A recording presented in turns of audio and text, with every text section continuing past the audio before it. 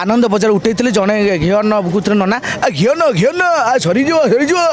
ବାଲିକା ଗେଡ଼ାନା ସ୍ଥାନ ପୁରା ଅଲଗା ଖେଳ ପୁରା ଅଲଗା ସେ ସ୍ଥାନ ଏ ସ୍ଥାନ ଏ ସ୍ଥାନ ସେ ଲଢ଼େଇ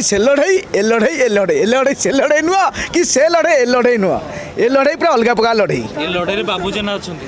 ହଁ ବାବା ଆକେ ହଁ ହଇଲୋ ବାବା ଇଏ କାହିଁ ଡାକୁଛ ପୋଷ୍ଟର ବାହାରି ତାଙ୍କୁ ଗୋଟେ ଖଣ୍ଡା ଧରିକିରି ନାଇଁ ଗ୍ୟାଙ୍ଗସପୁରଟା ନିହାତି ସେଟା ମୋତେ ଲାଗେ ଗୋଟେ ଜଗନ୍ନାଥଙ୍କର ଆଶୀର୍ବାଦ ସେଟା ହୁଏତ ସେ ଆମ ମାଧ୍ୟମରେ ଗୋଟେ ଘଟଣା ଟିକେ ପରିପ୍ରକାଶ କରିବା ପାଇଁ ଚାହୁଁଥିଲେ ସେଥିପାଇଁ ମୋତେ ନେଲେ କିନ୍ତୁ ପୁରା ସୁଟ୍ କରିଗଲା ଆଉ କ'ଣ କଥାବାର୍ତ୍ତାକୁ ସୁଟ୍ କରିଗଲା ମାନେ ଆଡ଼େ ଆକ୍ସନ୍ ସୁଟ୍ କରିଗଲା ଆଉ ଲେଖକ ଯେଉଁମାନେ ଲେଖିଲେ ହୁଏତ ତାଙ୍କୁ ସେ ସବୁ ପ୍ରଭୁଙ୍କର ଆଶୀର୍ବାଦ ହୁଏତ ତାଙ୍କର ନିର୍ଦ୍ଦେଶ କ୍ରମେ ଲେଖକ ଏଠି ଲେଖିଲେ ବୋଲେ ତାଙ୍କର ନିର୍ଦ୍ଦେଶ କ୍ରମେ ମାନେ ନିର୍ଦ୍ଦେଶକ ମୋତେ ଚୁଜ୍ କଲେ ଆଉ ତାଙ୍କର ନିର୍ଦ୍ଦେଶ କ୍ରମେ ଦର୍ଶକମାନେ ତ ଭଲ ପାଇଲେ ମୁଁ କେବଳ ମୋ କର୍ମଟା କରିଛି। ଭାଇ ମିମ୍ସ ଦେଖିବାକୁ ମିଳୁଛି ଆପଣଙ୍କର ଯେଉଁ ଡାୟଲଗ ସବୁ ଥିଲା ସେ ମିମ୍ସ ଗୁଡ଼ାକ ବହୁତ ଭାଇରାଲ ହେଉଛି ଆପଣଙ୍କ ପାଖକୁ ନଜରକୁ ଆସେ କେବେ ନିହାତି ମୋତେ ଲାଗେ ଯେ